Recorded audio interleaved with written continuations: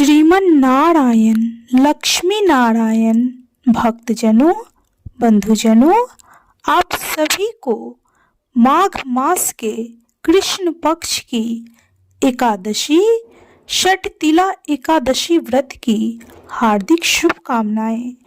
आप सभी का आपके इस चैनल ब्राह्मण देव कन्या में बहुत बहुत स्वागत है। आज हम इस वीडियो में माघ मास के कृष्ण पक्ष की एकादशी षटतिला एकादशी व्रत की कथा सुनेंगे। तो चलिए कथा शुरू करते हैं। बोलिए जय श्री कृष्णा, जय श्री कृष्णा, जय श्री कृष्णा।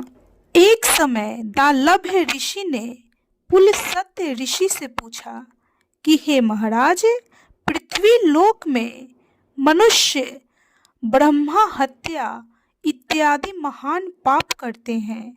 पराये धन की चोरी तथा दूसरे की उन्नति देखकर ईर्ष्या करते हैं। साथ ही अनेक प्रकार के व्यसनों में फंसे रहते हैं, फिर भी उनको नरक प्राप्त नहीं होता।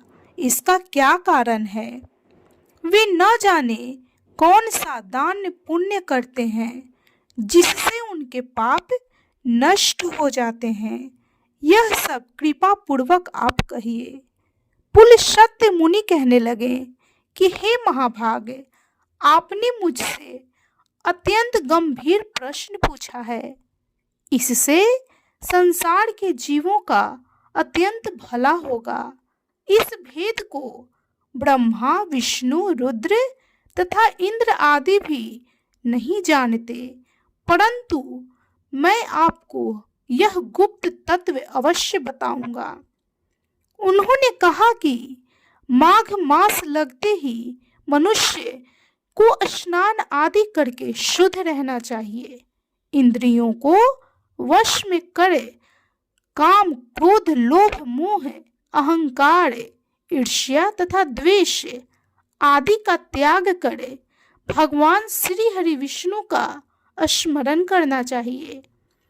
पुष्य नक्षत्र में गोबर, कपास, तिल मिलाकर उनके कंडे बनाना चाहिए। उन कंडों से 108 बार हवन करना चाहिए। उस दिन मूल नक्षत्र हो और एकादशी तिथि हो तो अच्छे पुण्य देने वाले नियमों को ग्रहण करें। स्नान आदि नित्य क्रिया से निवृत्त होकर सब देवताओं के देव भगवान श्री हरि नारायण का पूजन करें और एकादशी का व्रत धारण करें। रात्रि को जागरण करना अवश्य चाहिए। उसके दूसरे दिन धूप, दीप, नैवेद्य आदि से भगवान श्री हरि विष्णु का पूजन करके खिचड़ी का भोग लगाएं। तत्पश्चात पेठा, नारियल, सीताफल या सुपारी का अर्घ्य देकर स्तुति करनी चाहिए। हे भगवान, आप दीनों को शरण देने वाले हैं।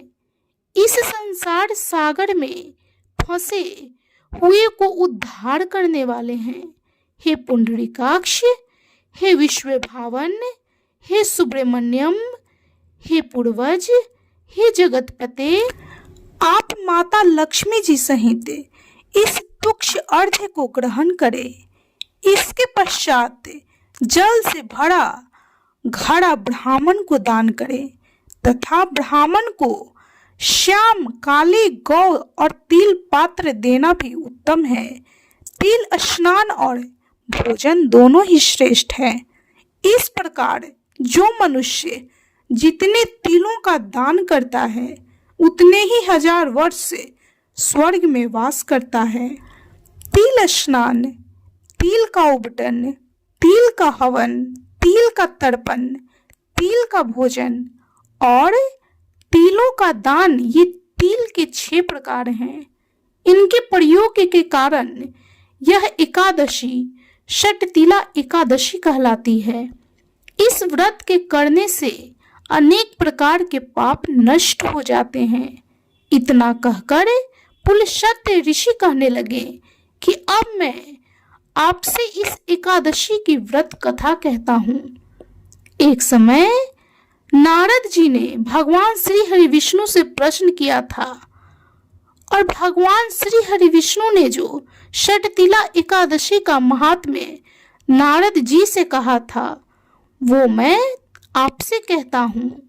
भगवान ने नारद जी से कहा कि हे नारद, मैं तुमसे सत्य घटना कहता हूँ, ध्यान पूर्वक सुनो। प्राचीन काल में मृत्यु लोक में एक ब्राह्मणी रहती थी। वह सदैव व्रत किया करती थी। एक समय वह 1 मास तक व्रत करती रही। इससे उसका शरीर अत्यंत दुर्बल हो गया। यद्यपि वह अत्यंत बुद्धिमान थी, तथापि उसने कभी देवताओं या ब्राह्मणों के निमित्त अन्न या धन का दान नहीं किया था। इससे मैंने सोचा कि ब्राह्मणी ने व्रत आदि से अपना शरीर शुद्ध कर लिया है। अब इसे विष्णु लोक वैकुंठ की प्राप्ति हो जाएगी, परंतु इसने कभी अन्न का दान नहीं किया। इससे इसकी तृप्ति होना कठिन है। भगवान ने आगे कहा, ऐसा सोचकर मैं भिखारी के वेश में मृत्यु लोक में उस ब्राह्मणी के पास गया और उससे भिक्षा मांगी। वह ब्राह्मणी बोली, महाराज, किस लिए आए हो? मैंने कहा, मुझे भिक्षा चाहिए। इस पर उसने एक मिट्टी का ढेला मेरे भिक्षा पात्र में डाल दिया। मैं उसे लेकर स्वर्ग में लौट आया। कुछ समय बाद ब्राह्मणी भी शरीर त्याग कर स्वर्ग में आ गई। उस ब्राह्मणी को मिट्टी का दान करने से स्वर्ग में सुंदर महल मिला, परंतु उसने अपने घर को अन्न आदि सब सामग्रियों से शून्य पाया। घबराकर वह मेरे पास आई और कहने लगी कि हे भगवान, मैंने अनेक व्रत आदि से आपकी पूजा की, परंतु फिर भी मेरा घर अन्न आदि सब वस्तुओं से शून्य है। इसका क्या कारण है? इस पर मैंने कहा, पहले तुम अपने घर जाओ, देव स्त्रियां आएंगी तुम्हें देखने के लिए। पहले उनसे षटतिला एकादशी का पुण्य और विधि सुन लो, तब द्वार खोलना। मेरे ऐसे वचन सुनकर वह अपने घर गई और जब देव स्त्रियां आई और द्वार खोलने को कहा तो ब्राह्मणी बोली, आप मुझे देखने आई हैं तो षटतिला एकादशी का महात्म्य मुझसे कहो। उनमें से एक देव स्त्री कहने लगी कि मैं कहती हूँ। जब ब्राह्मणी ने षटतिला एकादशी का महात्म्य सुना तब द्वार खोल दिया। देवांगनाओं ने उसको देखा कि न तो वह गंधर्वी है और न आसुरी है, वरन पहले जैसी मानुषी है। उस ब्राह्मणी ने उनके कथनानुसार षटतिला एकादशी का व्रत किया। इसके प्रभाव से वह सुंदर और रूपवती हो गई तथा उसका घर अन्न आदि समस्त सामग्रियों से युक्त हो गया।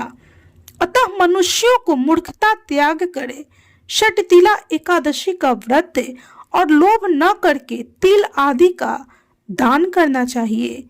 इससे दुर्भाग्य, दरिद्रता तथा अनेक प्रकार के कष्ट दूर होकर मोक्ष की प्राप्ति होती है।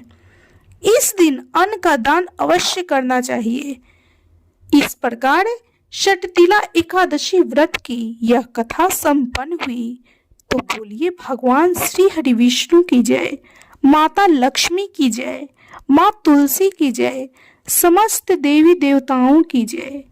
इस कथा को सुनने वाले सभी भक्तों पर भगवान नारायण श्री हरि विष्णु अपनी कृपा दृष्टि रखें, उनके जीवन में हो रही सभी दुखों, सभी कष्टों को दूर करें।